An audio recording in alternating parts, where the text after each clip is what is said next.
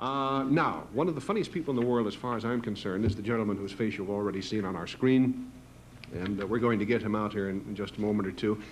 He is, I guess most people think of him just as a comedian because you've heard his marvelous record albums as the 2,000-year-old man.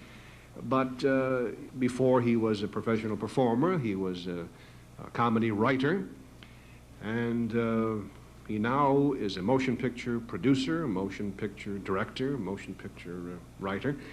And there isn't a great deal, as a matter of fact, that he isn't doing presently in our business. Let's give him a nice welcome, Mr. Mel Brooks.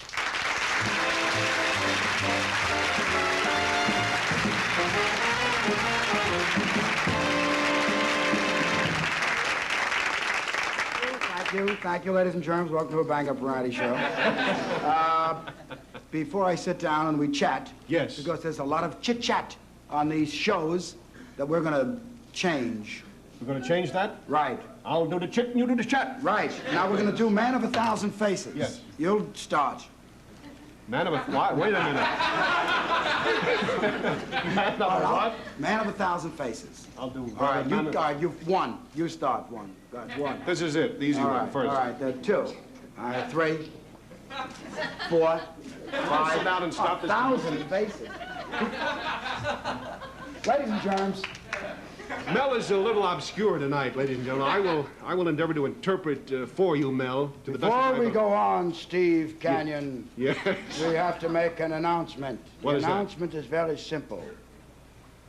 A great tragedy has occurred. The people of France will listen with heads bowed. The king is dead. Long live the king. The king lives. The king is alive? Yes. The king is still alive? Yes. Wait a half hour.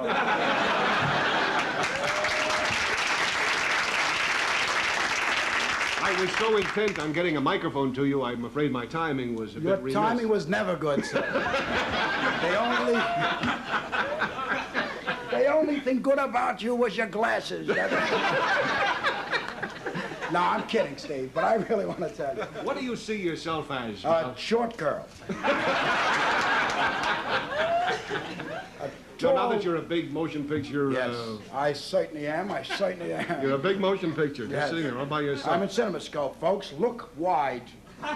No, you're a writer and you're a director. Yes, I've written and directed a new motion flick called The Producers, starring Zero Mostel and introducing Gene Wilder.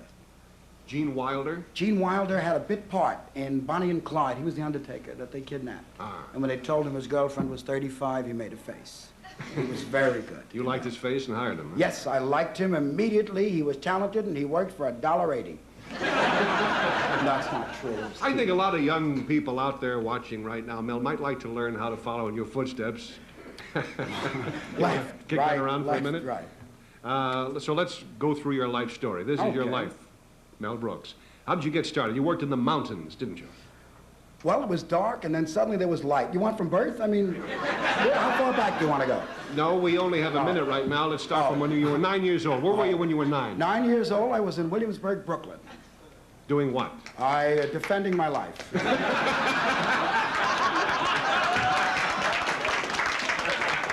Why is Williamsburg so named? Williamsburg is so named because it was Canarsie. And they wanted something a little classier, something with a little post-Victorian glamour. So everybody got out in the street and they said, let's call it Williamsburg. And ever since that day, it's untrue. I made it up. Okay. What do I know? He asked me, why is Williamsburg? Why is Washington named Washington? I mean, it's hard. Because, well, never mind. That's easy. Now, when we say in the bit, do I have to do one of those things? Since I did these late night shows, they've added 400 more commercials than they used to. However, all the shows are the same, so you're not losing anything. We'll be back in a minute or two.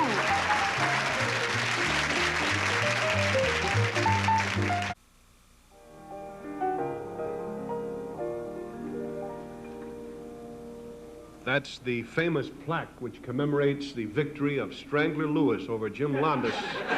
Ladies and gentlemen, that was the hold that won the wrestling championship in 1937, the year Lon Warnke left the Cubs. Now, I can't get any straight answers. I can't get any straight answers out of you tonight, Mel, so I'll tell you what we're going to do. Okay. I'll point my finger Not at in you. my nose. No, we're going to show a bit of this motion picture. What's it called? Frank Buck, have a banana, have a banana. Here's a scene from... No, come on.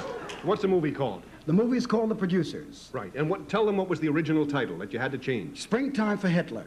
That was the title, folks. That's true. And the exhibitors, of course, wouldn't put Hitler up on their marquee. They thought we were actually for Hitler. Yeah, they'd like to put him up on their marquee, but not his name. I think that's about the size. But I want to tell you. Folks, if you see this film clip without a little bit of explanation, you really will be in a lot of trouble. So let me explain. Fine. This is the producer of the story about a producer and an accountant, and they devise a scheme. And their scheme is to produce a flop. It's a very simple scheme. They will raise more money than they need. Instead of raising $65,000 to put on their play, they will raise $1 million. But the play will be a flop. It will close in one night. They'll take the $1 million and go to Rio. So they're looking for the worst play in the world. It's got to be a flop. It must close. So they do a play about Hitler, knowing that the first night in New York, watch that we're looking at, closed. And so this is the production number from their giant flop, Springtime for Hitler. Dance number of some kind? Right. Frank Buck. Some fruit just fell off the tree, folks. You're not throwing it at us, I promise. He's the only guy that likes it. Funny. Oh, that's funny. That is very, very funny, and typically you. I hope we can find it backstage. I had it backstage. It's a letter, a reproduction of a letter, I should say, from Peter Sellers, certainly one of the funniest men on earth, and more importantly in this context, one of the men who knows most about humor. And Peter gives this particular picture the highest possible praise. I don't hear little footsteps approaching, so perhaps they haven't found it back there yet. You know, that was completely unsolicited. We didn't, you know, Peter...